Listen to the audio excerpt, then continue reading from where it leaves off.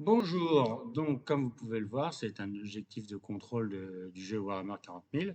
C'est un élément que j'ai créé moi-même avec une boîte de cornflakes où j'ai découpé un cercle de 40 qui correspond à l'objectif que nous devons contrôler dans le jeu, comme celui-ci. Et en fin de compte, ça représente l'aire de contrôle de l'objectif. Donc dès que j'ai une figurine qui rentre dans la zone des 3 pas, ça veut dire qu'il contrôle l'objectif. C'est un effet visuel plus rapide pour savoir si on a ou on n'a pas l'objectif, tout simplement. Et donc, pour garder l'immersibilité de cet objet, j'ai échancré, donc là où j'ai fait 8 formes plus ou moins découpées. Hein. Bon, c'est dans cette forme-là, parce que ça me paraissait le plus facile possible, et puis pour que ça soit le plus solide possible aussi. Faut pas oublier que le carton fait très faibles épaisseurs, donc bon. Donc là, je me suis retrouvé, donc comme j'ai fait un tournoi et qu'il fallait un certain nombre d'objectifs, j'en ai fait pas mal, donc je suis servi de ces chutes pour pouvoir réaliser mon rayon tracteur. Donc ça, c'est la première version que j'ai fait avec un tube de colle où je voulais orienter un peu les pales. Bon, c'est un objectif, enfin c'était comment dire un essai technologique qui est valable, sauf que très coûteux en temps, en énergie et en découpe, et puis pas facilement rangeable parce que rien n'est démontable. Donc c'est le problématique. Donc bon, ce sera pas perdu. Je vais m'en servir pour faire un décor d'un rayon tracteur détruit, mais bon, il est pas utilisable. Enfin, moi, je le valide pas pour mon décor à moi. Donc, bon, je vous présente la partie, enfin, le prototype B, qui lui est complètement démontable. Et vous voyez, il rentre dans une boîte relativement restreinte par rapport au volume qu'il va faire par la suite. Donc là, je vous présente le socle. Ensuite, je vous présente la base avec juste 2 rayons. Donc, comme vous voyez, hein, tout peut se démonter, mais la version finale, c'est je pense ne pas démonter ces deux pales, hein, tout simplement. Enfin, palmes, pétales, on va dire, allez, pétales, on y va.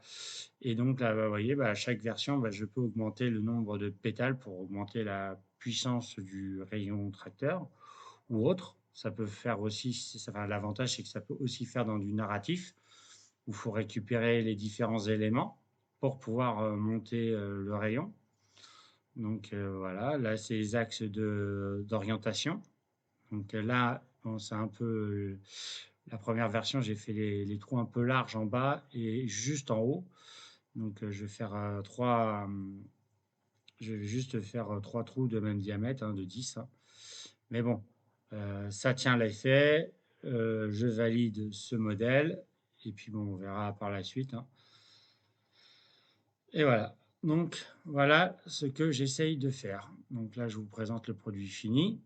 Enfin, presque fini, parce que c'est pas la bonne version. Mais bon, je vous mets par rapport à des figurines, vous voyez, c'est quand même assez impressionnant. C'est vraiment du bon antenne, enfin c'est du bon rayon tracteur, mais sinon ça peut faire une belle antenne parabolique pour envoyer des signaux. C'est orientable de la verticale à l'horizontale. Ensuite, il faut faire un socle rotatif, mais ça, ce sera plus tard. Bon, il y a un peu de jeu sur la mécanique, parce que bon, c'est le système, et puis c'est la première version, hein. Il n'y en a pas eu 36 000 entre les deux. Donc voilà. Qu'est-ce qu'il y aurait à faire? Je pense qu'il va falloir améliorer 2, 3 éléments. Bon, déjà, les trous au milieu. Mais bon, la taille, le volume, le relief me paraît convenable. Si vous voyez autre chose, n'hésitez pas. Donc, ça, c'est la partie. Et donc, là, on va faire ensemble, c'est le deuxième, la version C. Il va falloir prévoir un peu d'amélioration. Donc là, les chutes, hein. Donc on va dire 16 de chute, parce qu'évidemment il y a un renfort derrière, parce que sinon ça se plie trop et ça deviendrait trop fragile.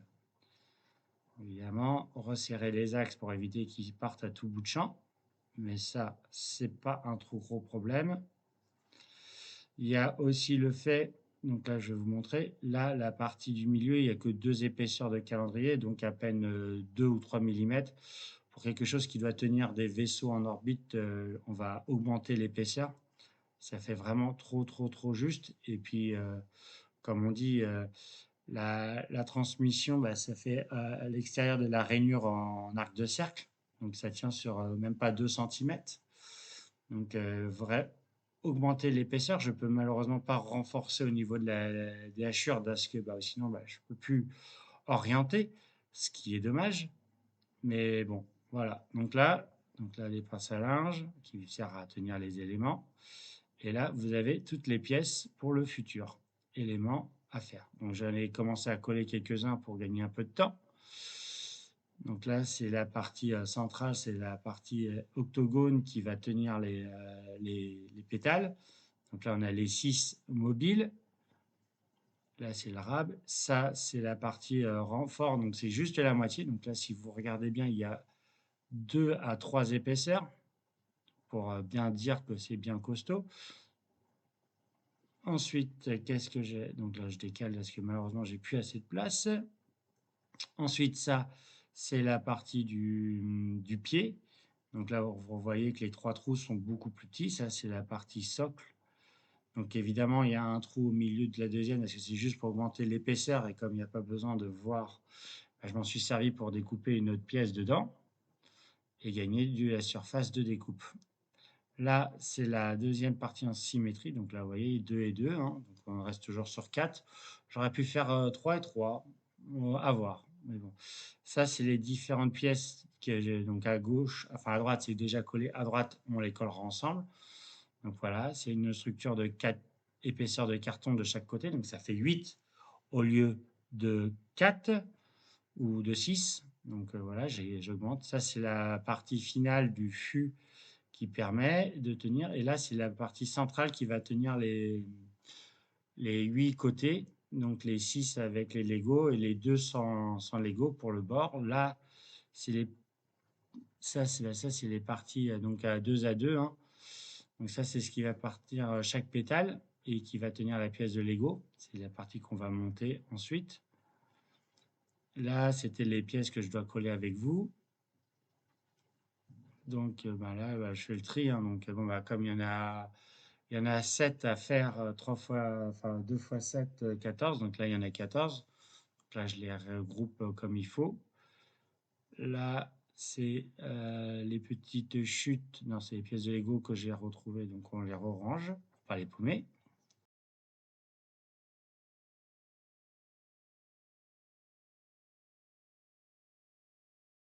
Là, on a le disque de 40 prédécoupé. Vous voyez, là, ils sont pas collés. Parce que bah, chaque pétale, c'est deux renforts de 2 qui sont collés en milieu. Donc, en fin de compte, il y a 4 renforts pour chaque pétale pour pouvoir tenir la pièce de Lego. Voilà. Et là, il faut bien faire attention de où est-ce qu'il y a la partie blanche. Parce qu'il faut éviter qu'elle soit apparente. Comme je vous l'ai dit, on peint beaucoup moins bien sur la partie plastifiée que sur la partie cartonnée. Là, voilà, là, elle est presque finie, mais pas terminée parce qu'il faut coller encore au milieu. Mais il faut d'abord réincorporer le pétale dessus, et vous verrez ça dans les prochaines fois.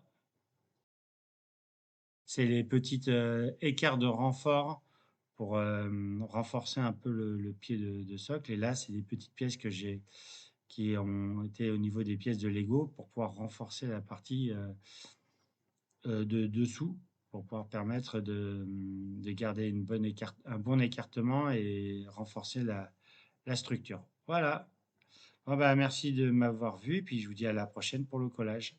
Merci, au revoir.